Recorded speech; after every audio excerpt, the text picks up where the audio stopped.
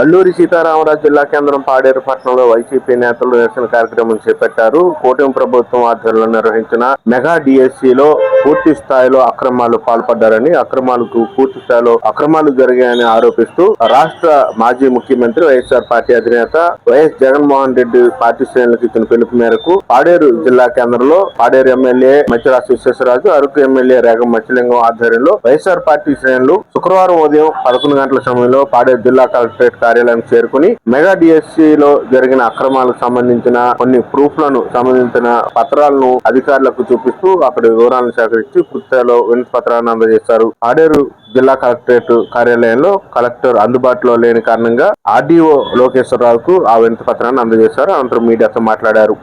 Congress party ఖచ్చితంగా ఎవరైతే నష్టపోయినటువంటి అభ్యర్థులు ఉన్నారో వాళ్ళకి న్యాయం చేయాలని చెప్పి డిమాండ్ చేస్తుంది. అదే రకంగా కేంద్ర మంత్రి ధర్మేంద్ర ప్రధాన్ ఏదైతే నీట్ పరీక్షలో జరిగినటువంటి అవకతవకల గురించి బాధ్యత వహిస్తూ ఏ రకంగా అయితే రాజీనామా చేశారో అదే రకంగా ఇక్కడ ఆంధ్రప్రదేశ్ లో ఉన్నటువంటి విద్యాశాఖ మంత్రి నారా లోకేష్ ఈ డిఎస్సిలో జరిగినటువంటి అక్రమాల గురించి బాధ్యత వహిస్తూ తక్షణమే రాజీనామా చేయాలని చెప్పి డిమాండ్ చేస్తున్నాం.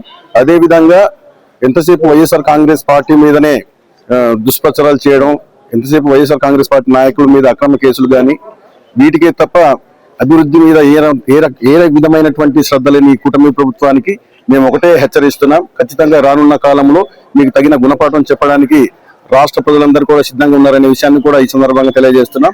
అదే విధంగా డిఎస్సిలో జరిగినటువంటి అక్రమాలు ఏదైతే ఉన్నాయో దాన్ని ఉద్దేశించి విడతల వారీగా యువజన విభాగం ఆధ్వర్యంలో కానీ, అలాగే రైతు విభాగం ఆధ్వర్యంలో కానీ, అలాగే స్టూడెంట్ విభాగం అన్ని విభాగాలందరితో కలిసి అంటే 3వ తారీఖు నుంచి 3, 4 తేదీల్లో ఇండోర్ మీటింగ్స్, అదేవిధంగా 6 నుంచి 9 వరకు రిలే నిరాహార దీక్షలు జిల్లా కేంద్రంలో చేపట్టడం జరుగుతుంది.